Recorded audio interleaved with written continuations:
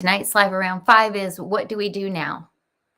And my call to every single person, especially in the United States, is it's time to come together and do a really hard thing. We have to figure out how to stop children dying in our schools, teachers dying in our schools.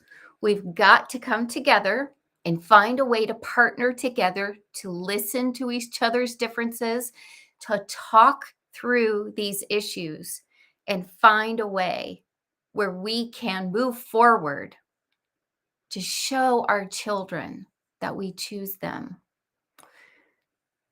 I was unfortunately able to copy and paste a lot of these suggestions from other recent shootings, one in my own hometown, where several members of a college football team were murdered by a fellow student on a field trip. This is way too common, and we've got to find a way to come together and do something about it. And the first thing I'm going to suggest that we do is I want you to call your representative in the House. You'll have one, and that representative will have two locations, one in Washington and one in their home state. And I want you to tell them that you support the assault ban legislation. We want to ban assault rifles. This isn't anything anyone needs for hunting.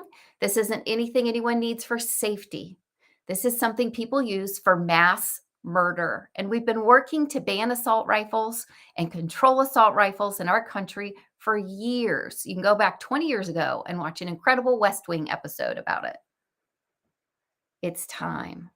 We need to act. The second thing I want you to do is to call your senators. You're going to have two. And again, they will each have two offices, one in DC and one here in your state, wherever you are.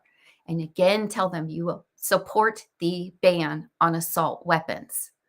You're only going to need your zip code and your name to leave with them. You're just registering your concern, your emotions, your feelings, and your position with them.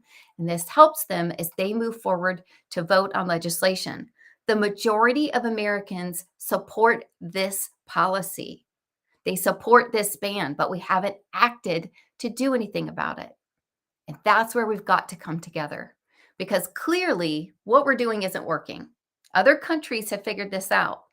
Our country needs to figure this out, and we can. We can do hard things in the United States. I believe in this country. I believe in the people, and I know we can come together to make a difference and make a change in this. And as you're navigating today, what can you do? Well, I have a list that I've shared over and over again. And the first thing to do is to look for the helpers. A helper I'm going to recommend to you is SharonSaysSo. She's on Instagram and Facebook as well, but I love following her on Instagram.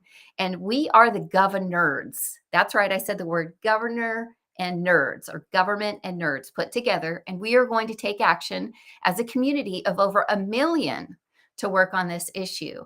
She is amazingly bipartisan, as I am. We respect issues on both sides. We respect everyone's thoughts on both sides of issues. And she's also a previous government teacher. So she can explain to you how the government works. You know, often I'll have people who say, I can't believe the president funded that. Why did the president give money to that? When in fact, the president doesn't have any power to give money to anything. That's part of another branch of our government's job.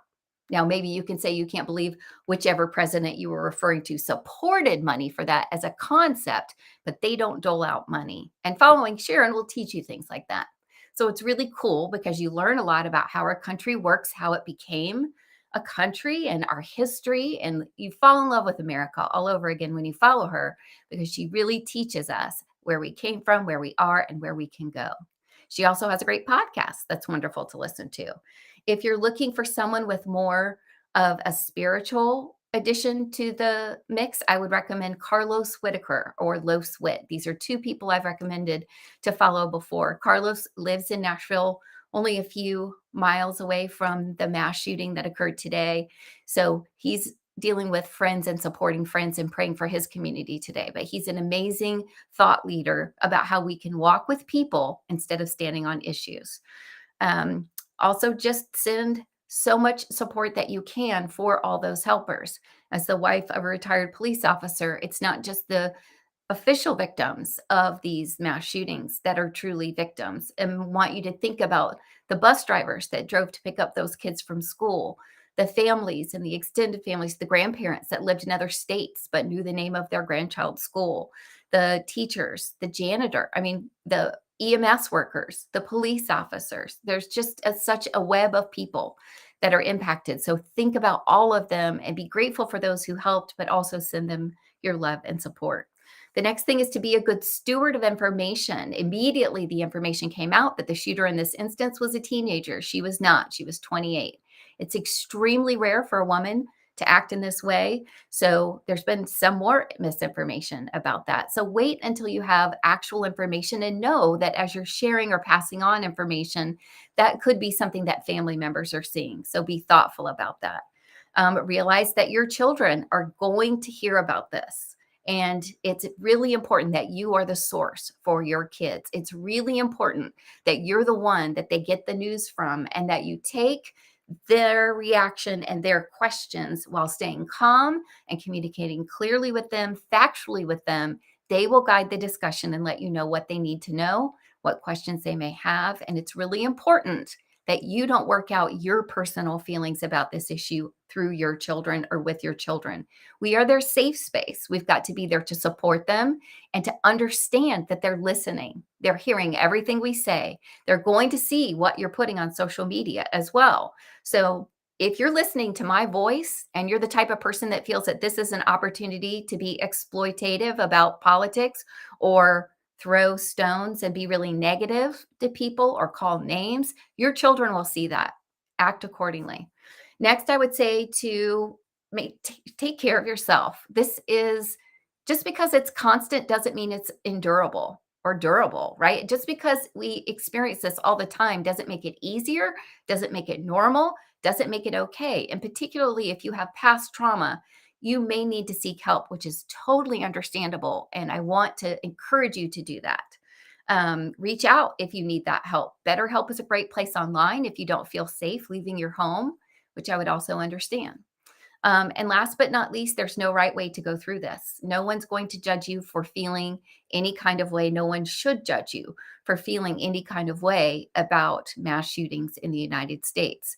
Um, it's just awful. That's the bottom line. And it's okay to be upset, even if you didn't know the people. And it's okay to feel like you're just overwhelmed and don't know what to do and need to just chill and support and protect yourself right now from all this news. I think we can all agree that this is not something we want to continue, but the path forward must be together. We can no longer choose to divide ourselves along party lines. It's not working. Our children are dying. Every week we get some horrible news. So I implore you, make those phone calls to your representatives. Make sure you're taking care of yourself, being thoughtful of your children and how you share information. And let's do something about this right here, right now, today. Pick up that phone. Let's get this fixed for our families. I'll see you back here.